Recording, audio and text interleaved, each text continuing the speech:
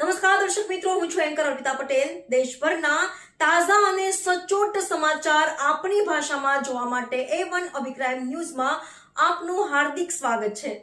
હવે જોઈએ મુખ્ય સમાચાર। મુંદ્રા તાલુકાના મોખા ટોલનાકા નજીકથી પ્રાગપર પોલીસે ₹1.44 લાખના 720 લીટર દેશી દારૂના જથ્થા સાથે એક બુટલેગરને દબોચી લીધો હતો। હાઈવે પેટ્રોલિંગ કરી રહેલી પ્રાગપર પોલીસે સચોટ બાતમીના આધારે વવાડ તરફથી આવી રહેલી GZ12 FF 8572 નંબરની કાળા કલરની મહિન્દ્રા કંપનીની શંકાસ્પદ બોલેરો કારને અટકાવીને તેની ઝડપી લેતા તેમાંથી ₹1,44,000ની કિંમતનો 2.5 લીટરની 288 દેશી દારૂની થેલીઓ મળી આવી હતી।